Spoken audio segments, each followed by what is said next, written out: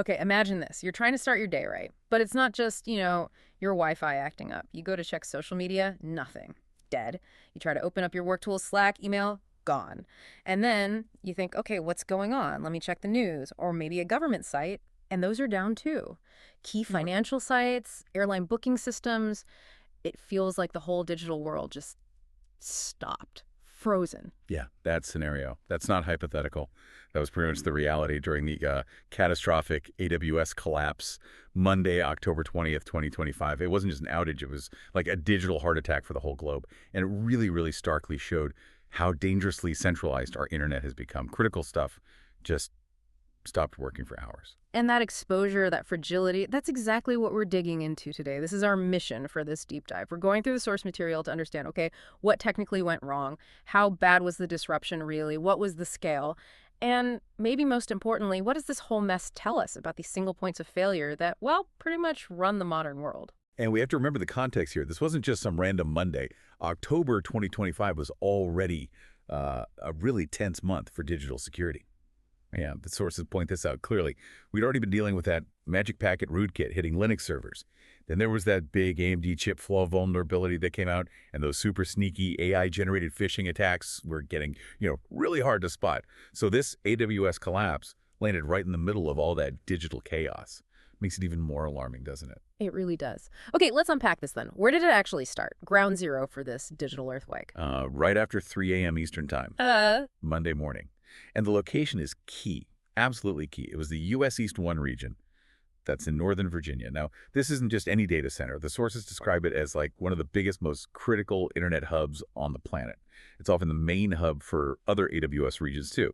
So when U.S. East 1 sneezes, the whole world catches a cold. Yeah. And the numbers, the sheer volume of failure, that really backs it up. Down detector, the site everyone checks, it got flooded. Something like 6.5 million reports about over 1,000 different services. That's staggering. Millions of people all over the world suddenly cut off. And it all traced back to that one spot in Virginia. And the crazy thing is how personal it got. Instantly. It wasn't just, big corporate systems. Right. That's what struck me in the sources. The everyday stuff. Gamers, like huge platforms, Roblox, Fortnite, just kicked off mid-game. Snapchat users were apparently panicking about losing their friend lists, their daily streaks, which, sounds trivial, but it's a big day for some people. But then, actual commerce. You literally couldn't order your morning coffee on the Starbucks app or grab lunch using the McDonald's app. Simple stuff. Gone. Yeah, and those little frustrations, they're actually really telling, aren't they? Connect straight back to this whole dependency issue. I mean, when ordering a coffee relies on some invisible server farm in Virginia running perfectly, it just shows this massive hidden fragility in the system. We've built all these apps that feel distributed, but the foundation, well, it isn't really. But wait a second, isn't Amazon, like, the gold standard for this stuff? Redundancy, high availability, that's their whole pitch, right? How could one database problem in one region ripple out and take down 14 other services? Doesn't that fly in the face of the whole cloud promise? It definitely raises some serious questions about their architecture, absolutely. Yep. Amazon's first report, and got a lot of scrutiny, mentioned an operational issue with a core database system. But the problem wasn't just the database storing the data. It was, it seems, other systems needing that database to function. Things like identity checks, balancing website traffic, accessing storage. So when the database stuttered, it caused this cascade effect, dominoes falling. Let's get a bit more technical, though, because database issue sounds a bit vague, maybe even like they were downplaying it at first. What did the sources eventually say was the real root cause? Yeah, it seems it was deeper than just a database. It was a failure in what they call the control plane. And that's the really interesting technical nugget here. The root cause wasn't the data itself, but the internal system that basically manages all the online traffic and resources for that region. Think of the data center as like a huge city. The control plane is like the central traffic control, the power grid management, the address system, all rolled into one. Ah, okay. So using that analogy, it wasn't that the buildings burned down, it was that all the traffic lights went out simultaneously. The whole city grid just seized up. Digital gridlock.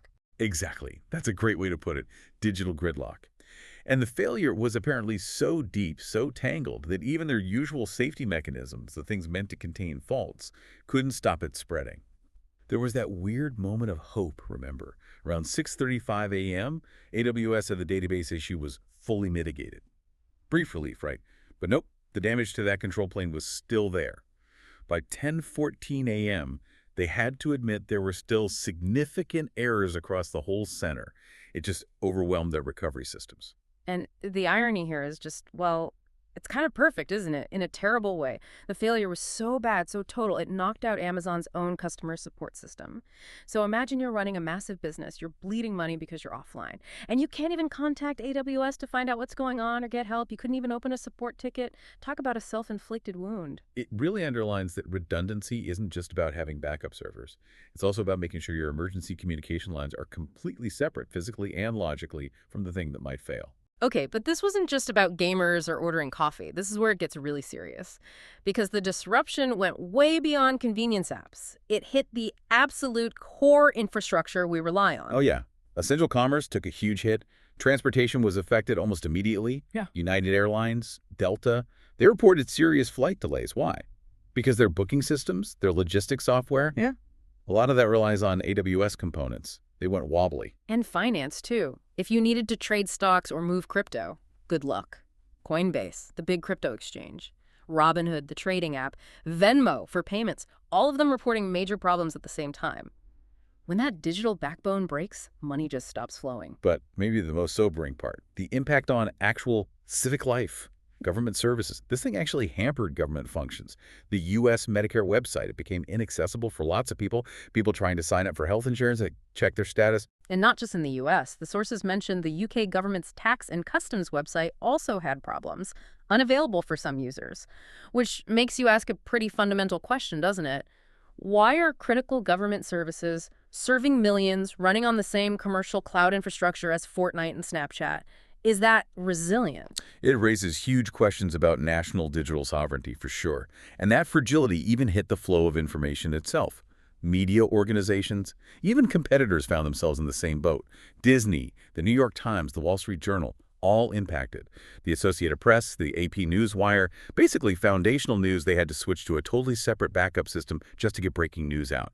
It shows how the centralization makes even rivals, even different countries, technologically dependent on the same plumbing. Which brings us right to the core argument in the source material, this crisis of centralization.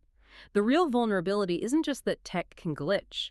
It's that so many different companies, competing services, even critical government functions, they're all built on the exact same AWS foundation, often running out of the exact same physical region. And this is where it gets into really deep societal, even political territory. Think about secure messaging apps. Signal, for example. Journalists, activists, people in dangerous situations rely on it for encrypted communication. It went completely dark during the outage. Yeah, Article 19, the free expression advocacy group, they didn't mince words. They called it a democratic failure. Their argument was basically that tech underpinning free speech just shouldn't be allowed to have such a single point of failure. It's too risky. Exactly. They used this event as a prime example. Corinne Katz-Spieth from Article 19 was quoted saying something like, "When a single provider goes dark, critical services go offline with it. Then we got outlets become inaccessible. Secure communication apps like Signal start functioning, and the infrastructure that serves our digital society crumbles. It's about too much power, too much critical infrastructure resting in one company's hands." Even tech billionaires chimed in. Elon Musk apparently commented it was pretty weird that AWS basically had the power, even unintentionally, to just switch off something like Signal at any moment. It's the capacity for failure that's worrying. And crucially, if you look back, this wasn't some freak one-in-a-million event. The source material is quick to remind us. Similar huge AWS failures happened in 2023 and back in 2021.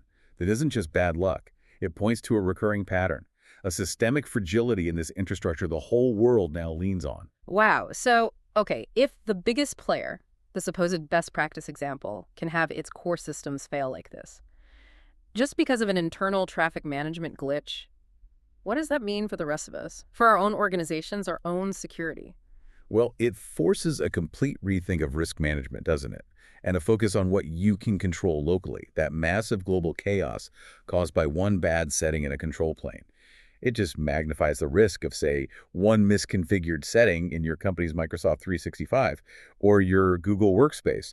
If the giants can stumble this badly, you absolutely cannot assume your own cloud setup is foolproof. Relying solely on the provider's perfection is, well, organizational suicide, basically. Right. So this global meltdown makes those local security checklists suddenly seem much, much more important. The sources really hammer this point. Protecting your own data, your own operations, means locking down the things you do control, especially basics like identity management, access controls in your cloud apps. That's where one tiny mistake can open the door to disaster. And that connects directly to the practical steps organizations should be looking at, like right now. The need for serious cybersecurity preparedness is just glaringly obvious after something like this. Things like regular, thorough security audits. Not just ticking boxes, but really testing.